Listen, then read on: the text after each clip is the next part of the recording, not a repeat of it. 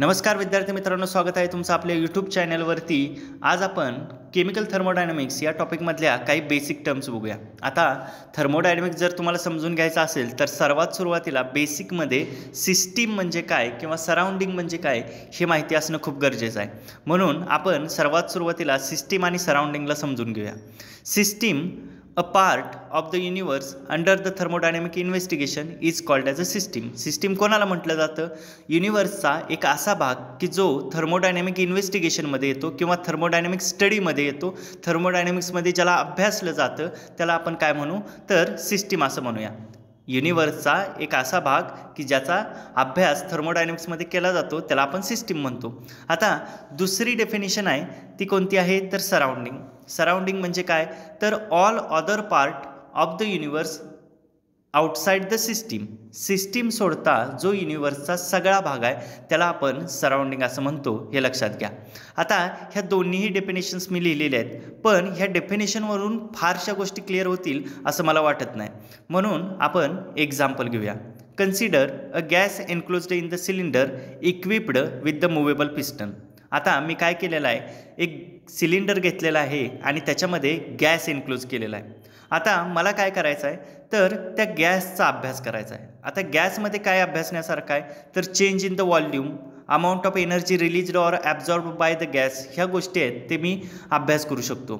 म्हणून ह्या गॅसचा मला अभ्यास करायचा आहे, म्हणून हा गॅस झाला सिस्टीम। आणि हा गॅस सोडता तिथं तुम्हाला ज्या काही गोष्टी दिसत आहेत त्या सगळ्या असतील सराउंडिंग।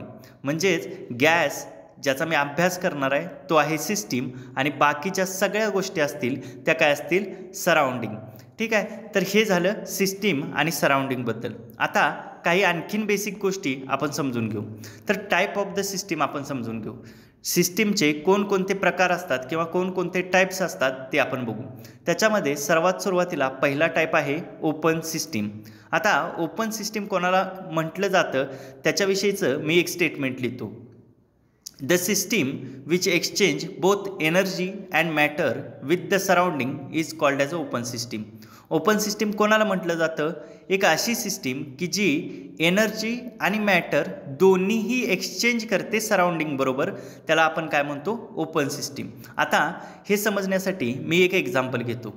समजा तुम्हाला एका कप बशीमध्ये चहा दिलेला आहे। ठीक आहे, आता तुम्हाला कप बशीमध्ये इथं स्क्रीनवरती तुम्हाला दिसतंय की कप बशीमधून जे काय वॉटरचे मॉलिक्यूल आहेत किंवा ते चहाचे मॉलिक्यूल्स आहेत ते इव्हॅपरेट होताना दिसत आहेत। ठीक आहे, म्हणजेच काय मॅटर आहे तो एक्सचेंज होतोय। आता जर आपला चहा ही जर सिस्टीम असेल तर त्याच्यामधून मॅटर म्हणजेच काय वॉटर वेपर्स आहेत ते रिलीज होत आहेत सराउंडिंगमध्ये, आणि तो गरम असलेला चहा आहे तो काय होतोय तर थंड होतोय, म्हणजेच एनर्जी हीट पण एक्सचेंज होते सराउंडिंग बरोबर, हे लक्षात ठेवा। म्हणजे इथं ह्याच्या एक्झाम्पलमध्ये आहे ते वॉटर वेपर पण एक्सचेंज झालेले आहेत आणि हीट पण एक्सचेंज झालेले आहेत। म्हणून मी काय म्हणू शकतो इथं दोन्ही गोष्टी एक्सचेंज होत आहेत, energy as well as matter. म्हणून ही एक ओपन सिस्टीम आहे, हे लक्षात घ्या। आता आपण क्लोज्ड सिस्टीमबद्दल बघू। सेकंड आहे क्लोज्ड सिस्टीम।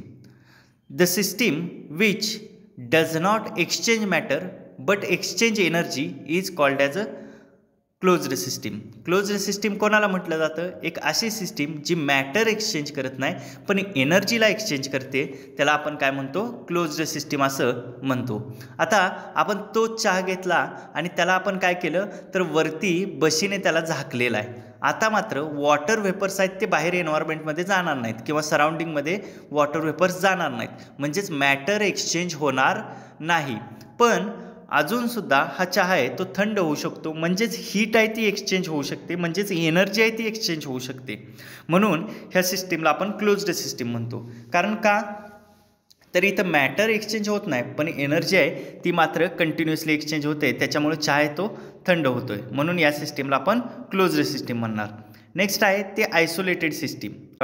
तर the system which does not exchange energy as well as matter, जी सिस्टीम एनर्जी पण एक्सचेंज करत नाही आणि मॅटर पण एक्सचेंज करत नाही, अशा गोष्टीला आपण आयसोलेटेड सिस्टीम असं म्हणतो। आता अगेन आपण तो चहा घेतला आणि तो चहा आपण थर्मास फ्लास्कमध्ये ठेवला। जर थर्मासमध्ये ठेवला तर तो थर्मास फ्लास्क क्लोज्ड असेल, त्याच्यामुळं मॅटर्स तर एक्सचेंज होणार नाही, म्हणजेच वॉटर वेपर्स आहेत ते बाहेर सराउंडिंगमध्ये जाणार नाहीत. तसंच तो चहा थंड पण होणार नाही, म्हणजेच हीट पण एक्सचेंज होणार नाही. इथं दोन्ही गोष्टी एक्सचेंज होत नाहीत, मॅटर पण एक्सचेंज होत नाही आणि हीट पण एक्सचेंज होत नाही. म्हणून याला आपण आयसोलेटेड सिस्टीम असं म्हणणार, हे लक्षात घ्या.